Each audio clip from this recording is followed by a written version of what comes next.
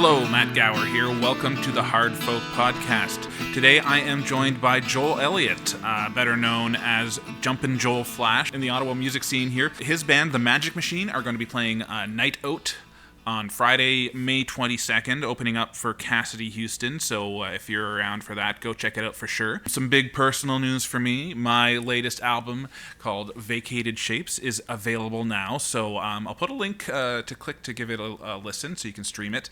I just got in the CDs fresh today, so that'll be available. My album release show is going to be on June the 20th at Art House Cafe with Libby and Cal opening up. So that is another great show you should check out. But in the meantime, here is my talk with Joel Elliott. Joel Elliott, welcome to the Hard Folk Podcast. Thanks so much for joining me. Thanks for having me, Matt. I'm delighted to be here. You know, I don't know that we've really had a chance too much to talk in depth together. Like we've crossed paths many times, many times, but never really. It's always in a noisy, busy environment, so we've never had a good chance to kind of just sit and talk. So it's nice to have you here. I agree, and I'm so glad that you asked me to do so. I'm excited about it. Yeah, and the reason why you're here is because you are promoting a show at Night Oat on Friday, May 22nd. With Correct. Cassidy Houston, and you'll be playing with your band, The Magic Machine. So That's right. why don't you tell folks who are listening what to expect from the show on May 22nd? So Magic Machine sort of formed. Like I've always played in bands. I'm in my early 40s now, but I've played in bands since I was 20. Mm-hmm. And after I tried my hand at musical theater around 2016, I sort of fell in love with the idea of like not having any breaks on stage. Interesting. Like I, as a singer, and like I've sort of now become a guitar player and songwriter as well. When I first started out, it was like, I think anyone can relate to this. First starting out on stage, very nervous. Like I don't want to just like do whatever the music wants me to do when I'm at home practicing or something. Like, oh God, people look and it's going to be weird. And I got over that with time. But then when I hung out with theater folk who just have no breaks all the time and it's full gas and they're just putting themselves all out there and like just loving the performance act or the performance aspect of performance, I was really inspired. So Magic Machine formed out of that. I met two good friends doing the theater thing, Zoe and Robin. We formed a band that is now a three-piece, but we've labeled ourselves as theatrical folk. Interesting. Which kind of means that some of the songs are silly with gags. Some of them aren't, but there's still glorious harmony within all, and it's done well. And there's some silliness and skit aspect to in between the songs, right? The whole idea is like, what the hell's going on up here? I want people to leave thinking, what the hell just happened? So there's an element of performance art, I guess you could say too, eh?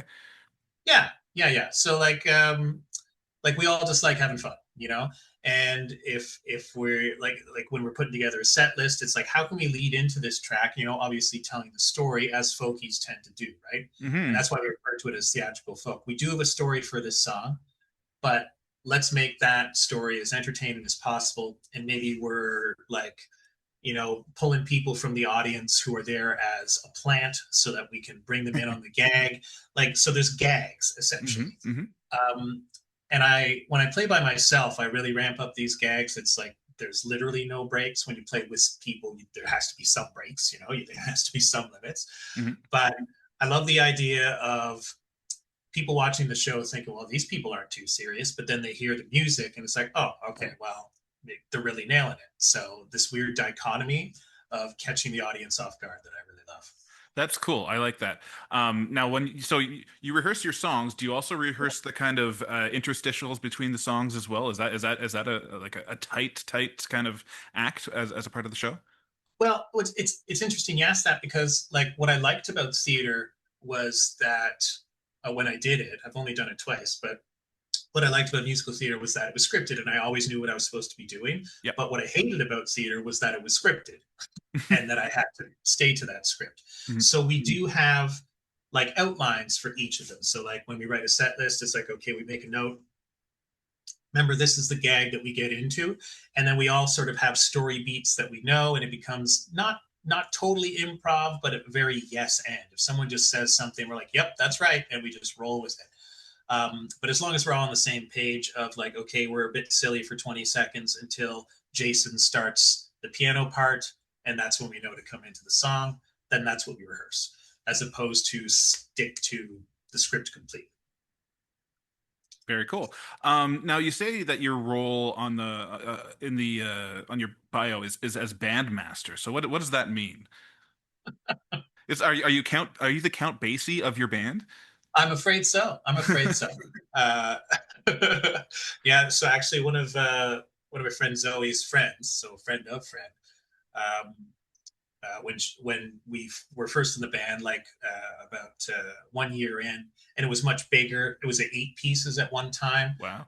So I'd written all the songs at that point and was sort of providing direction, doing this. I was the band leader, but then someone said bandmaster. I said that's the coolest thing I've ever heard. Bandmaster. I feel like every band should have a bandmaster, and So I'm going to wait call a it. second. Have you ever considered, because you call yourself Jumpin' Joel Flash, does that mean that you're Bandmaster Flash? Damn, look at you.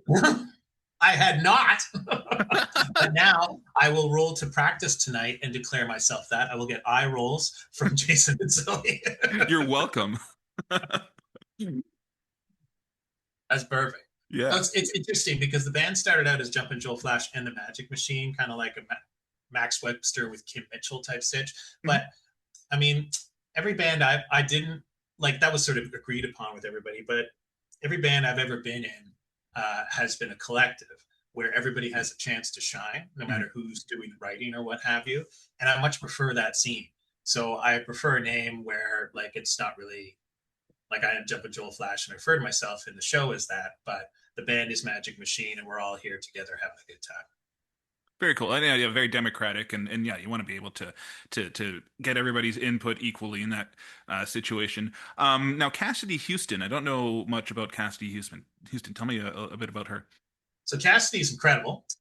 So my day job, full disclosure to everybody, is I work for Folk Canada, which is a national organization promoting the folk music industry in Canada. Imagine that. I met Cassidy through that at our annual conference, and she also sits on our board of directors. She's a superstar. She is under 30, a touring artist from Thunder Bay, and Hmm. she's just releasing a new album and taking it to the road as she does. She, you can tell she's from the north because, like, I was talking to her about driving to Sudbury for a festival in July, Northern Lights Festival Boreal. And I was like, yeah, it's like 6 hours though. She's like, oh, 6 hours. That's nothing. I'll drive 12. I'm like, okay, Northern Ontario. But yeah, straight out of Thunder Bay, and she loves it up there. Her songs are just beautiful. She's got a beautiful voice. And I'm really looking forward to hearing some of her new material that she is playing here on this tour. It came together pretty serendipitously because she knows I live here in Ottawa. And she said, yo, I'm coming to Ottawa in May. Do you know of anywhere I should play? And like the day before, my Magic Machine was talking about like, yo, let's book ourselves a show for May. So it's just like this serendipitous kind of like, let's do it, gang. It was real nice. Yeah, very cool. And you mentioned Folk Canada, so um, there was a pretty big conference here in Ottawa back in October that you had a big part in organizing. So for folks who don't know about it, tell me about the Folk Canada experience. Like, did you get any sleep that weekend at all? So this conference used to be known as Folk Music Ontario Conference, and before that, it was the Ontario Council of Folk Festivals Conference. Mhm. This is the 40th year Oh, wow. that it's in that it's being done, and it's a music industry. Uh, professional development slash networking event, but also showcasing event. Yeah. So I'm sure a lot of people have been to conferences before, so you get the professional development, you get the networking, and so forth. Like any other industry, the music industry does that as well. So people can learn about things like SoCan, or they can learn about how to get their music into sync, or that type of thing. But in addition, we are a showcase event. So we have artists apply to showcase at the conference, and then we in turn bring in festival and venue buyers from across Canada, from Europe, from South America, from the States, to come and listen to these showcasing artists, with the hope of them booking those artists in their venues, at their festivals, in their concert halls, whatever it might be. So it's a lot of fun. It's a lot of work, as you can imagine. But yeah, like dozens and dozens and dozens and dozens and dozens of concerts throughout a weekend. It's a lot, but we had about 1,000 people in Ottawa, and I expect we'll have about the same in Hamilton, October 14th to 18th of this year. So what goes into choosing the host city? Like why did Ottawa get it, and why is Hamilton going to be the next city they get it? Oh, interesting question. So, like, so it bounces around, right? So when we first came back, like I started in 2020, when we first came back out of the pandemic, for 2022, it was a matter of, okay, we already had contracts with a hotel in London that were booked before the pandemic happened. So we're going down to London, Ontario, and we were there for 2 years in a row.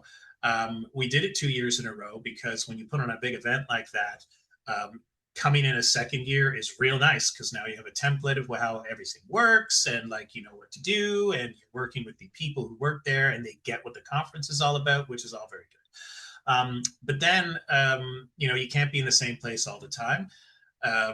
So we put it out to RFP. We put out a request for proposal to cities and hotels, or sorry, mainly the cities actually.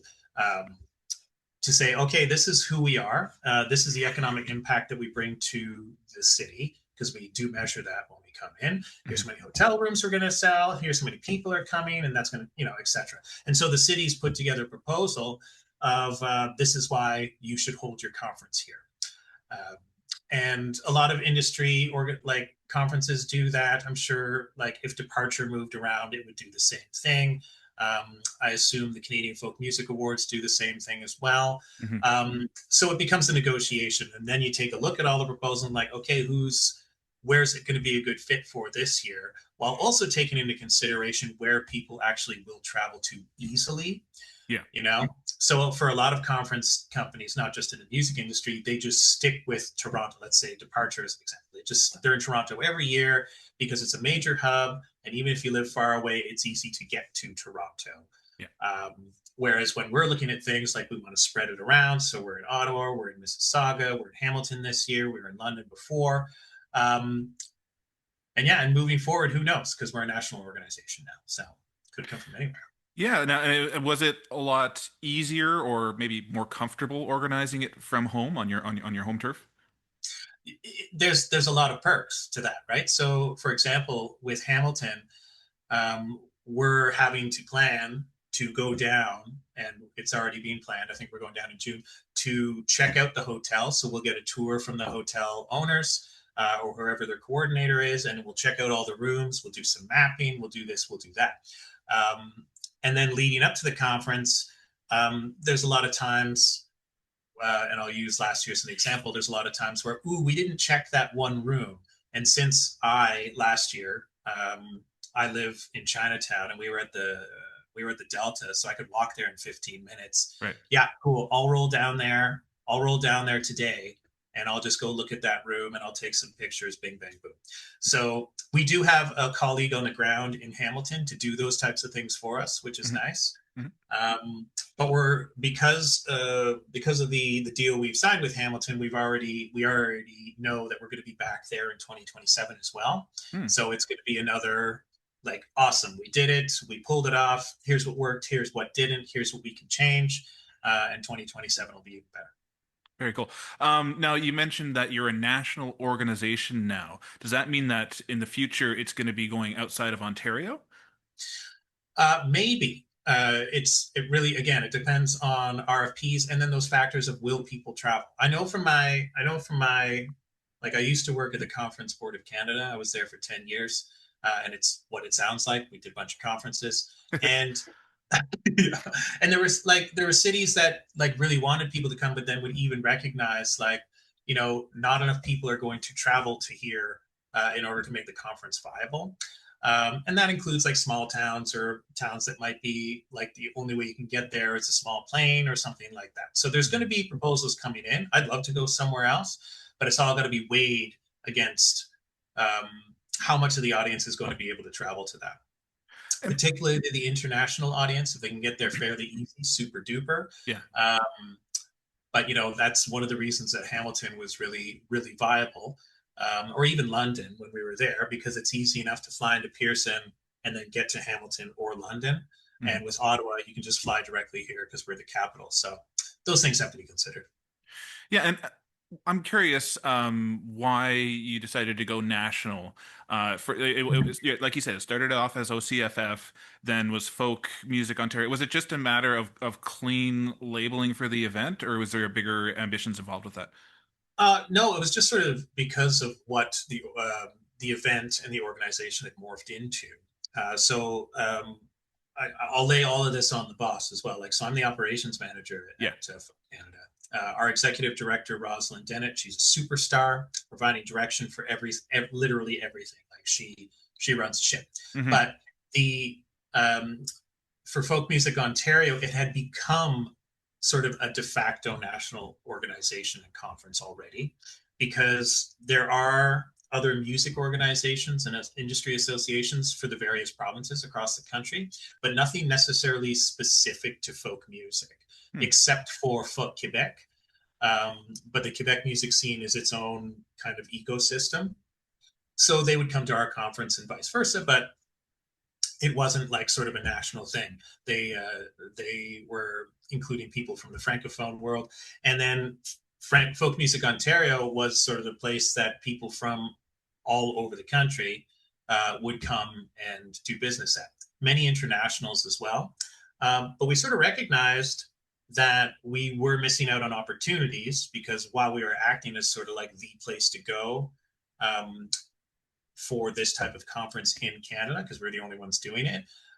We talk to international and say, oh, yeah, I heard about Folk Music Ontario, but I just assumed it was a provincial event because of Mm. the name, right? And these are folks in Europe or wherever else or in the States. And we realized, like, you know what? If we're like, let's put up or shut up kind of thing. I will say that the process of going from a provincial organization to a national organization is a long and bureaucratic one, Oh boy. as you can imagine. And we do understand bureaucracy living in Ottawa. Yeah. We do understand. Hmm.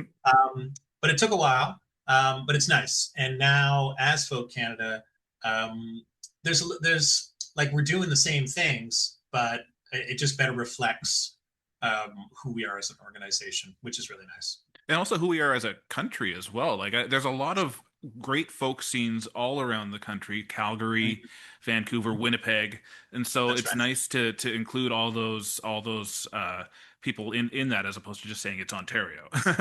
Well, yeah, and that was the other thing too. Like, the whole Ontario centric thing, and that's not what we were about. It was sort of just like the grandfathered in name. Yeah. But every one of our, because we're a membership based organization, every one of the members agreed, like, yep, we are.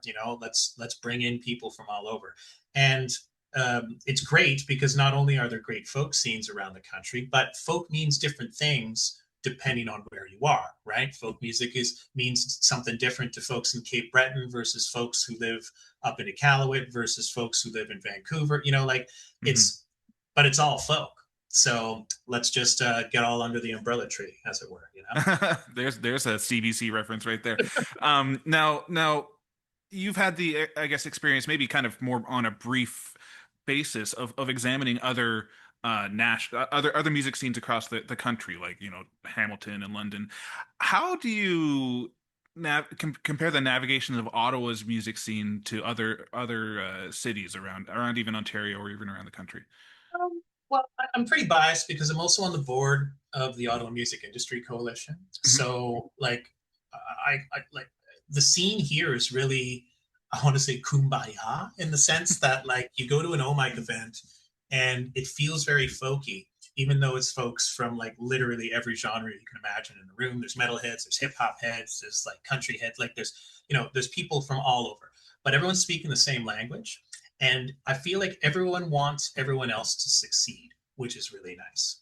And every time I'm there, and again, I'm biased because I'm on the board, but I have great conversations with people, and I'm just like very delighted that art is being made in the city, no matter what it is. You Hmm. know, I'm of the opinion that like it doesn't matter what you want to make it. You know, like your friends are into metal, but you want to make country, like do it. Just make country music, go for it. You know, be creative. Um, and then I find that like because of a thing like oh my and because our art scene is fairly like let's say smaller compared to to or montreal, there's more camaraderie in that sense. Hmm. Let's use the drummer example. The drummer in your band is probably also playing in the hip hop act, is also like Yeah. taking a gig with the country act, you know, so like we all got to work together. I find, and I've just heard it colloquially, but like, you know, if you go to a different city that might be bigger, the scenes can be more self sufficient, but that can also lead to not necessarily stagnation, but like, you know, I like hearing about other genres that I won't necessarily make, but I'll hear a beat and be like, ooh, what's that beat all about? You know, or oh my goodness, or yeah, I think, I think like, I don't want to use the term cliquey, but because we're smaller, I feel like all the arts just sort of connect with one another, Hmm. and people want everyone to be like, let's do it, which is nice. Yeah, collaborative versus competitive. Yeah, that's a better way of putting it. And I mean, and it makes sense to a certain degree. Like you take a TO or a Vancouver, where working in media um, or content, whether it be music or whatever, like it is like a major job and an industry there, like majorly. So there would be some competition. Um, but here, like I'm talking to more and more artists. Like I've lived here my whole life. It used to be that creatives would just leave, right? Like I gotta go. I gotta go to Montreal. I gotta go to Toronto. I gotta go to New York, even. Um, but now people, you know, they got the internet, and they say, yeah, I'm gonna go work with a producer to lay down my track in Montreal for a few weeks, but I live here.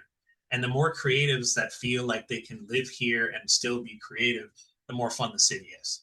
So I think we should encourage that as much as possible. For sure, and it's a shame that Algonquin, in the light of all the kind of the rise of the music scene, that they canceled their music and industry arts program. Um, Major budget. because on the other hand, on the other side of things, I'm seeing big things from Carlton's songwriting program, like Absolutely. that they're blowing up bigger and bigger every day. But yeah, I think more and more people need outlets to learn and to kind of almost accelerate that community feeling, and college and university is a great way to do that. Agreed completely. And I've met so many people who took that music industry arts program and loved it, you know, and now they're working in sound. Now they're working as tour managers. Now they're creating more of the arts ecosystem that we need in the city. Um, and they're keeping their talents here too. And that's the other thing. Like again, going back to keeping the city creative. If you have enough people working in the arts and on our off time, like putting on shows or promoting shows, again, no matter what it is, like we're both folkies, but like I don't to me like it doesn't matter as long as shows are happening and people are having fun and being creative. That's what Mhm. makes us keep going and keep being fun. So like that's encouraging. Now, speaking of fun, you mentioned this at the beginning of the interview. You were into musical theater and all that stuff, and I'm a musical theater nerd too. And in high school, I did all the musicals. Dang, right on. So now I was doing my research and I found an article in the Citizen about the Phantom of the Opry, Yeah. and I guess you wrote the score for that musical. So how how do you do that? Because when you listen to a musical on the whole, like there's themes that recur. I found that the music is way more complicated usually. So tell me take me through creating a score for a musical. Well, I'd never done it before, so I said yes when I was asked, right? So, but like, So to give you some context, the I've only done two musical theater things, and it was like I was already in my 30s, like 2016. I tried out for a musical called My Fair Zombie, which is exactly what it sounds like, right? Um, Brett Kelly, shout out, local movie director. He's made like 40 films. It's ridiculous. Hmm. Um, but the next, so My Fair Zombie was a big success. This was like in the middle of zombie mania, right? Yeah. Like sold out 5 shows. It was great. We were at the Gladstone.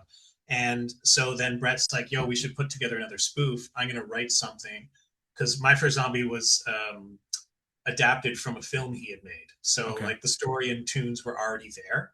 And when he said, look, I'm going to write something, uh, do you want to be the Phantom? I said, listen, I enjoyed acting, but the whole time I wanted to be in the band, Hmm. right? The whole time I was like wistfully looking at the band, like, oh God, they're having fun over there. So he said, great, I need songs. I said, shit, okay, well, fine. To get into writing of it, because it was going to be a small band, like 4 piece, Okay. myself acoustic, bass, keys, drums, say Hmm. two, and then voices on top of that. Um, I just sort of thought of each song as okay, if this is going to be country themed, I'll just write some country songs and then think about where there could be some oh, kind of like like okay, we got 9 singers, where are we going to put them type of thing. Yeah. And I actually found the process of writing a lot easier than like writing a song from scratch because if you don't have any kind of restrictions, then it's just what's my song about? I have no idea. Whereas I received a script from Brett, and it was like insert song here, and right away I knew okay, it's got to be this type of feel, and it's got these two characters, and it's got to drive the story forward in this particular direction, and it can't. Um, and it's got to be a slow song because we've already had a couple fast tracks in. So once I mapped that out, I found it a lot easier to come up with lyrics, which is what I have most of the trouble with when Hmm. I'm writing, um, as well as feel and beat, which is how I like to write. Like I'll hear a bass line and I'll just start kind of bopping, and that's where a song will form for me. Okay. Um, but I found the process, as opposed to writing from dead scratch, um, freeing almost. Like, oh my goodness, restrictions. This is lovely. It was like a roadmap. It was like a roadmap. Yeah, no, I definitely. I was having a conversation yesterday. With I was doing a newspaper interview, and I find that like restrictions, like having uh, uh boundaries and borders are what really help to accelerate and make creativity go a lot easier. It's 100%. having guidelines really helps it. Do you have a process to your songwriting in general, or do you just kind of like do you just go with the groove kind of thing, like you said, or No, I'd say most of the songs that I've written, and like there's been lots and lots, almost all of them have been when I'm walking around outside and hear white noise from the city. hmm, Um, and something will click, like either a groove or a beat, and something will flow from that. I'm going to shout out my good friend Zoe again, who's in the Magic Machine. She's like a lyrical master. hmm. So when her and I get together to practice, occasionally she'll say something or just hum something, and one of us will go ooh, and then we'll play upon like. So we've written a few songs that way. So I like the collab thing, but oftentimes I'm inspired by groove. It's very rare that I'm inspired by a theme or by a lyric or by a word. Very, very rare. It's always like I'll hear a beat and like, ooh, there it is. And then I'll have to try and find some words that work with it. Interesting, very interesting. We are running out of time now, so I'm gonna go with my kind of regular question then that I ask everybody. I like to ask everybody what their influences are, Mm, but from a personal standpoint, not like a professional like oh I'm big into Bob Dylan and he's influenced me, but more like someone who in your life in your journey your musical journey inspired you to keep going or inspired you to start. So it's not going to be anyone that anybody knows in particular other than you, but yeah. So tell me who your personal influence that has guided your way through your musical career. I would say the dudes in the first band I joined. So I was 20, and I was in college. What was it? It was like early 2000s, and I wanted to be in a band. So I went online. There was a God, wasn't there was no social media at the time, so it was just like a message board. The Ottawa Musician it was called. Oh yeah. Yeah. Blast from the past. Yeah. And I tried out for this band. It's called Barrel House. They still are going strong. I But think that's ringing a bell for me. Yeah. they I was 20. Everybody else in the band was in their 40s. And they said, like, why do you want to join this? I said, well, like, I listen to mostly like twang and classic rock, and you guys play classic rock, so that's what I want to play. So they taught me absolutely everything because I'd never sung on a stage before, like karaoke, right? I'd never been in a band. I played with them for 10 years.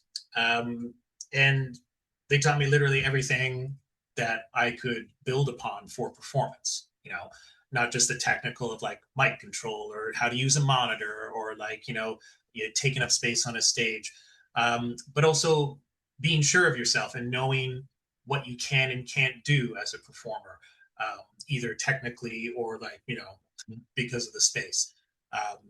Played weddings and bars and Christmas parties. So like all these different types of gigs as well to sort of give you this idea of, or sort of gave me an idea of like, oh, there are different types of performances. No, I don't need to give 110%. We were at a Christmas party. It's like, they don't need, but they also turned me on to grooves that I didn't like quite know about. So like we were technically an Allman Brothers tribute, but also a Steely Dan tribute, Okay. and also technically a Beatles tribute. But it's only because we played enough tracks of each of those bands that you could put together a set or two, kind of thing. But they turned me on to bands that I'd never heard of, and they gave me that chance to get out there and gig regularly, and just offer me tips. Like these are dudes that were doing it straight up for fun. They all worked for the government. They all had like sick sounding equipment, and they're all very talented. So it was great to learn from each of them. And when we finally did sort of end things, like the band just went on a hiatus, I just sort of went on and thought like there wasn't even any question that I would continue to play in bands because it was so much fun, and it's always been a part of my life. And they encouraged me to do so. And I am happy to report that Barrel House is still around. And they play at the Rainbow once in a while, I think once every couple of months, either doing an Allman Brothers tribute or a Steely Dan tribute or a Beatles tribute, because that's how they roll. Will there be a reunion at some point for you, or have you moved on? Oh, I mean, I go to all of their gigs, kind of thing. But they've like it was at any given time that band was between 8 and 12 pieces. So it was a big band. And right now they're at 12 or 13. So, I mean, like, they're doing their thing. They got like 4 main vocalists doing like sick harmonies up front. Wow. Like, I just go to enjoy. But it's interesting as like I left the band in 2010 or 2011. And like, I don't listen, like I got burned out at Allman Brothers and Steely Dan, as you can imagine, right? Yeah. But I'll go to the shows and it's like from the back of your brain, all the lyrics and all the start stops, like everything just comes flooding back. And it's lovely. I recommend anybody go see Barrel House. They're incredible. Very cool. All right. Well, that's all the time we have for today, I think. So we'll just mention that show again, May 22nd at Night Oat, Cassidy Houston with the Magic Machine, featuring the newly renamed Grandmaster Flash. Or Bandmaster Flash, I should say. Thank you very much. Joel, thanks so much for joining me. That was really fun. Thanks, Matt. It's been fun.